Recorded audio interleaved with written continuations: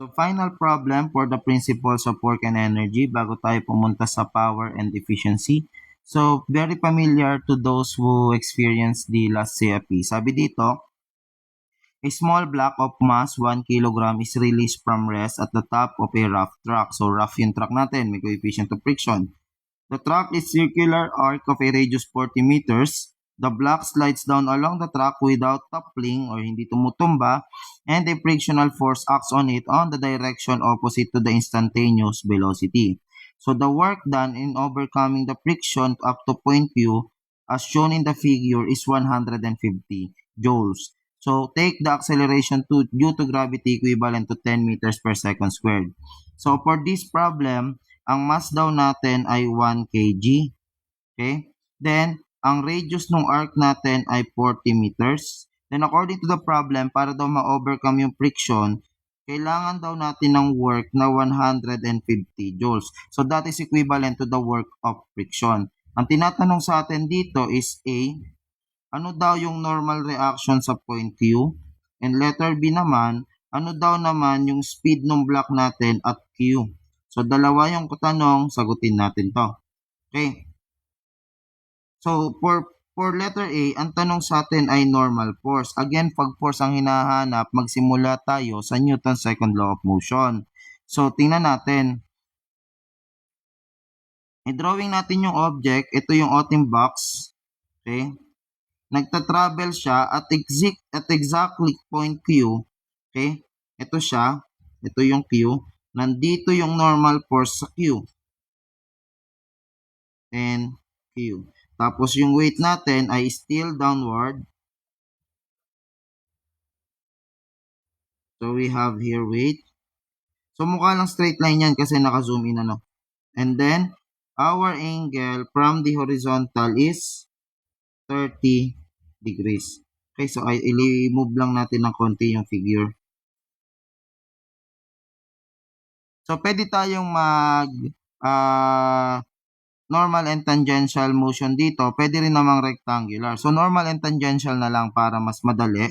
So, meron tayong normal axis natin is towards this direction.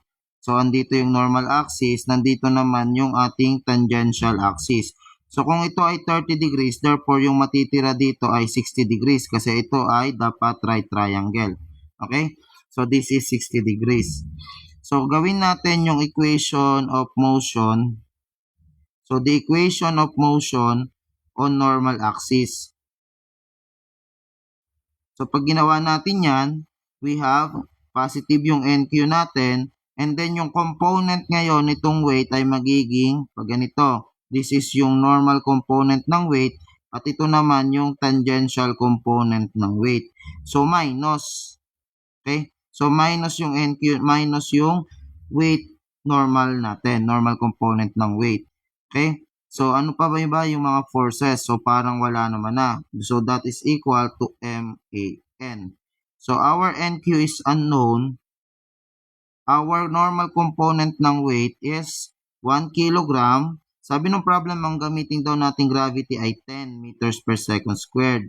Then, that is the weight. Okay? Since component yung hinahanap natin, i-multiply natin ito sa cosine 60 degrees. And that is equal to 1 kilogram times our acceleration is b squared, and then our rho is 40 meters. Okay? So therefore, our NQI, oh no, hindi pa solvable kasi wala pa tayong velocity. So hanapin muna natin yung velocity at Q. So hanapin muna natin tong BQ. So punta muna pala tayo dapat kay B. So for BQ, since velocity ngayon yung hinahanap natin, mas madaling isolve yan using work and energy. From this point, tawagin natin point O, pwede naman, from point O to Q. Okay, tawagin natin itong point O, no? Point O to Q.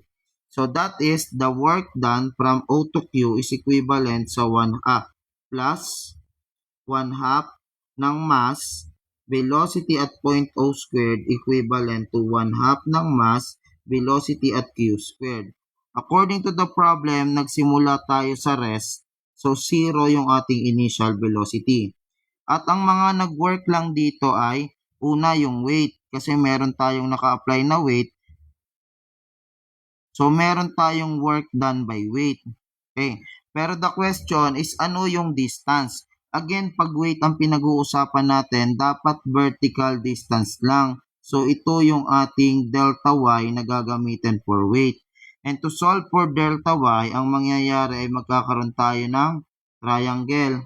Ito si point O, ito ngayon si, or ito, hindi siya actually O dito. Tawagin natin O prime. Yan, parang O save lang Ito si Q.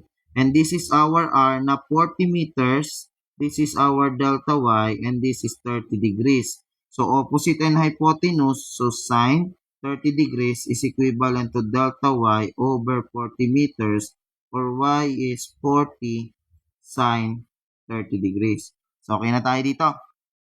So, now establish na natin yung mga work. Again, meron tayong work done by weight. That is 1. Pababa siya, so positive.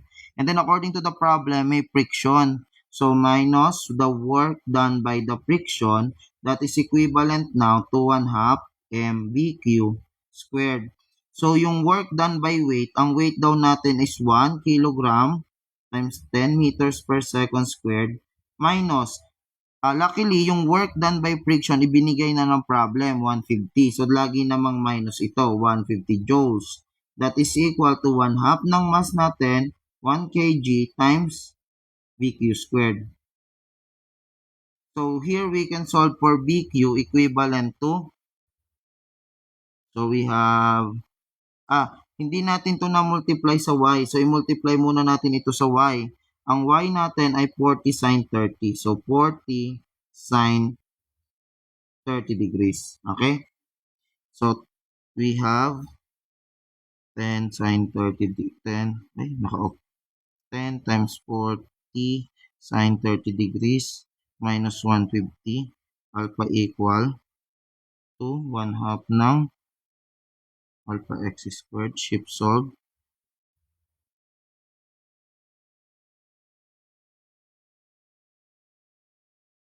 Medyo matagal lang siya mag-shift solve.